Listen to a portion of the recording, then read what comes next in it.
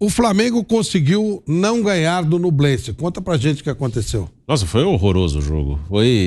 Foi justo não ganhar. E até no final tomou um certo calor ali do Nublense. O time do Nublense é muito ruim.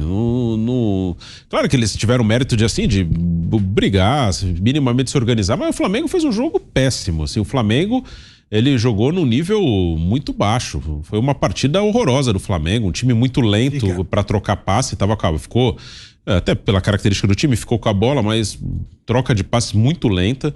O Nublense nem é um time que se defende tão bem, assim. Eles tentaram ajudar o Flamengo, assim, entre aspas. Eles fizeram muita bobagem pro Flamengo conseguir fazer gol, mas nem assim aproveitou. E no final, quando o Nublense tentou arriscar um pouco mais, deu susto.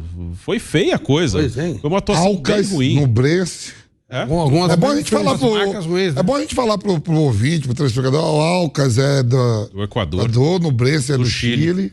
Que ninguém nem sabe, eu nunca ouvi falar disso. Vamos colocar nessa roda. A gente falou, só rapidinho, falou da pontuação do Racing pro Flamengo, 10-5. O Nublense tem 4 e o Alcas tem 3. O Flamengo tá mais perto deles do que do Racing, né? E os dois jogam agora. Alcas ganhou 2 pontos fora. Vamos lá pro Rio de Janeiro. O Rodrigo Viga tá com a gente e, obviamente, acompanhou esse jogo.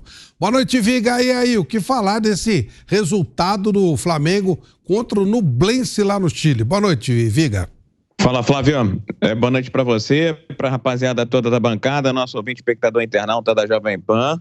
Foi terrível, tenebroso, medonho o que a gente viu em campo agora há pouco lá no Chile. Porque, como dizia muito bem o Bruno, se eu fosse pegar o Nublense e comparar com qualquer time aqui do futebol brasileiro, vou até ser um pouco mais regional e olhar para o Campeonato Estadual do Rio de Janeiro. Nublense hoje seria digno de um time de terceira divisão do Campeonato Estadual do Rio de Janeiro. Um time fraco, um time limitado, que hoje sequer pode jogar no seu estádio porque não reúne as características necessárias.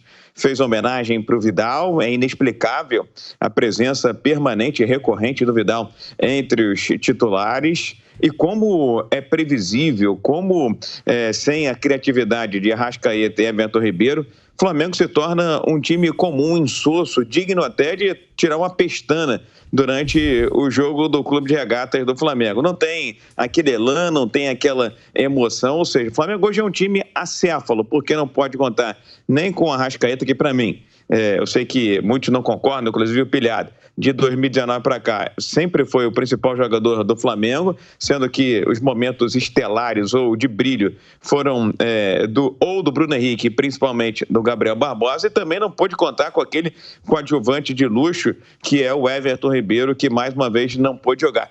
Qual o resultado que a gente pode inferir disso tudo? Eu vi vocês comentando agora há pouco também sobre o Corinthians, ou seja, aquele jogo do último domingo em que o Flamengo venceu, mais uma vez, sem criatividade, na base da sorte, da garra, no cruzamento para o meio da área, faltando 1 minuto e meio para acabar a partida, Flamengo sem Arrascaeta e sem Everton Ribeiro, é um time, como eu disse, sem brilho, um time opaco, é um time sem criatividade e vai viver momentos difíceis como viveu no domingo, só que teve a sorte do seu lado e venceu, e como viveu agora há pouco no Chile, né? Contra a equipe do Nublense, que, honestamente, não merece qualquer tipo de aplauso, embora o Nublense, pela minha estatística aqui, tenha feito 14 finalizações. O Flamengo 7, hein?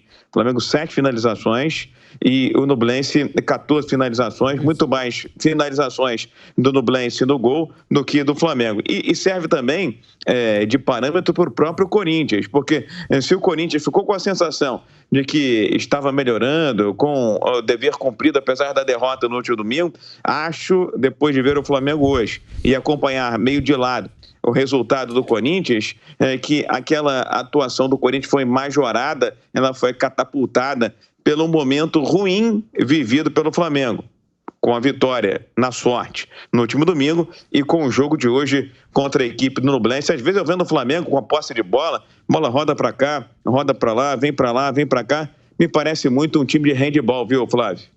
O Viga tem alguns números do Flamengo que assustam. O Flamengo, como visitante na temporada, em 17 jogos, ganhou 6, empatou 4 e perdeu 7. Flamengo, com esse elenco gigantesco, caríssimo. O Flamengo, jogando no Chile pela Libertadores, aí já é um histórico, não é um bom histórico também. 8 jogos, 2 vitórias, 1 empate e 5 derrotas.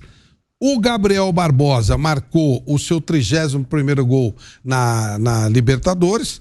São 148 gols pelo time carioca. É o brasileiro com mais gols em Libertadores. Mais gols em Libertadores. Passou 2 a mais do Luizão. E o detalhe aqui que eu gostaria que você falasse um pouquinho, Vigar. Com esse gol que o Flamengo sofreu do Nublense, ele sofreu o 40º gol no ano. E dos times da Série A do Campeonato Brasileiro 2023, ao lado do Bahia, é o time, de todos os times da Série A, é o time que mais sofreu gols. 40 gols pro Flamengo nessa temporada. Como é que pode uma coisa dessa? Não pode, né, Flávio? Uma folha de 40 milhões de reais por mês, um time que de vez em quando joga com 3 zagueiros, de vez em quando atua com o meio de campo congestionado, como foi hoje, como foi contra o Corinthians.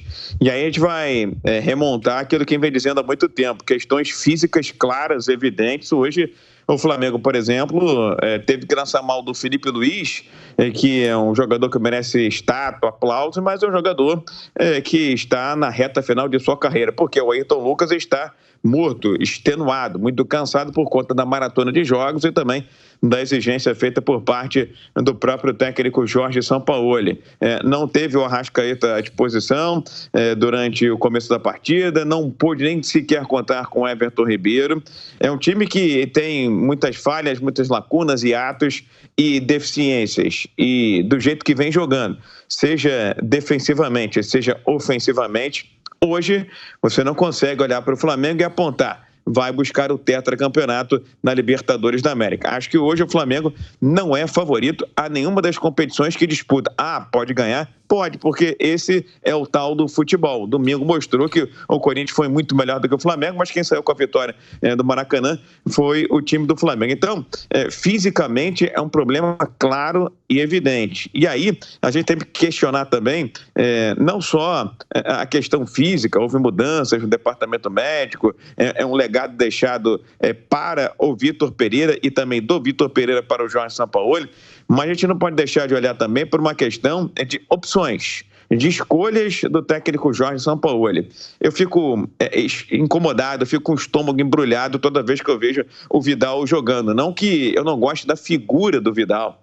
Acho que ele também tem o seu currículo, a sua história construída no futebol internacional. Mas o Vidal não pode estar na frente de outras opções, inclusive pratas da casa do Flamengo, que estão ali à disposição evidente no banco de reservas do Flamengo. Até para dar vitalidade, para dar dinamismo, para dar rotatividade e também celeridade ao time. Hoje o Flamengo é um time com uma composição muito lenta, muito modorrenta, é um time muito previsível, Flávio. E com esses problemas físicos que acabam rebatendo na questão tática, que rebate também na questão técnica, é um time que não está talhado, ainda não está preparado para sonhar com voos mais altos. Acho que o Flamengo hoje não está na menor condição de se sentir candidato à disputa do título da Libertadores, da Copa do Brasil, muito menos do Campeonato Brasileiro. O dia de hoje também foi bem emblemático, porque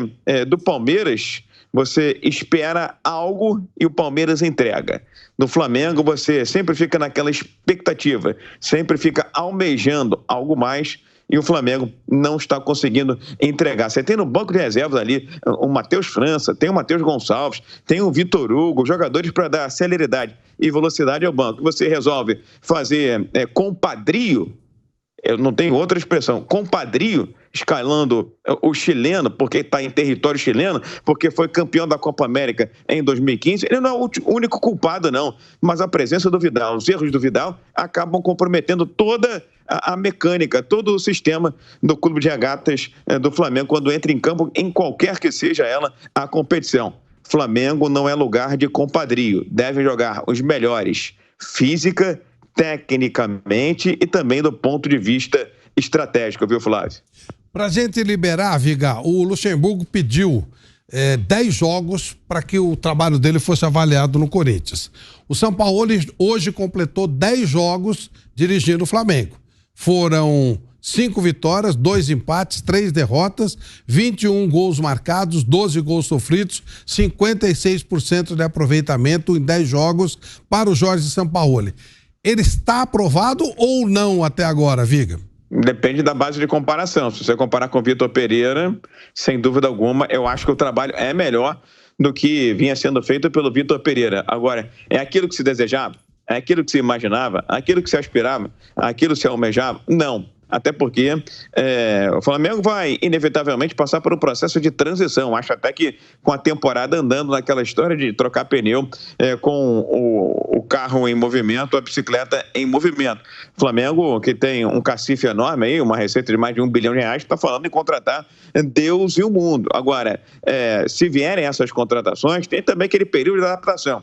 O melhor seria se houvesse um período de férias de julho, né, no meio da temporada, para que o técnico Jorge Sampaoli pudesse fazer uma preparação física diferenciada para aqueles que estão muito aquém ou dar descanso para aqueles que assim necessitam. Estava conversando com muita gente, viu, Flávio?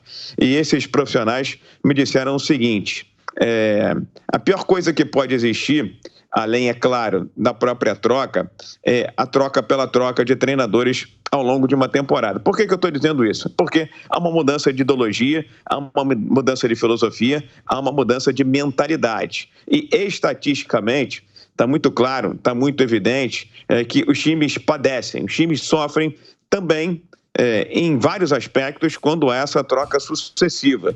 Há maior exposição a contusões, porque os jogadores querem mostrar serviço ao seu treinador, há também uma mudança de mentalidade, há uma troca, né, no tipo de preparação, no tipo de treinamento conduzido pelo próprio treinador, seja ele quem for, e há ainda outros fatores e elementos que podem atacar, inclusive, o lado emocional e psicológico. Então, respondendo a sua pergunta, é melhor do que tinha, mas está longe do ideal. Eu não consigo nem mensurar, imaginar quantos jogos o técnico Sampaoli precisaria para botar o time do jeito que ele gostaria. Acho que ele vai precisar de toda a temporada de 2023 para montar aquilo mais próximo do ideal, daquilo que ele idealiza para a temporada de 2024. Agora, resta saber se vai haver toda essa paciência com o técnico Jorge Sampaoli. Eu espero que haja paciência, porque o considero um bom treinador, que tenha recebido um legado não muito favorável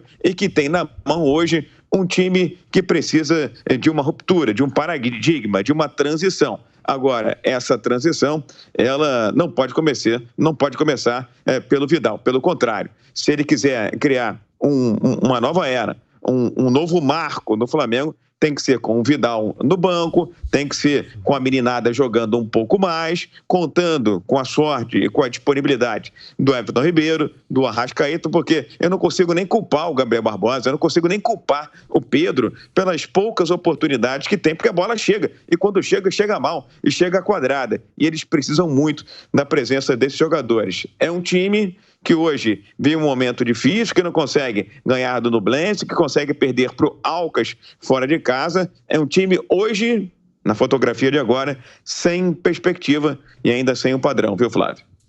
Valeu, Viga, muito obrigado, hein? Amanhã a gente vai discutir mais esse tema no nosso bate-pronto, que realmente chama atenção, né?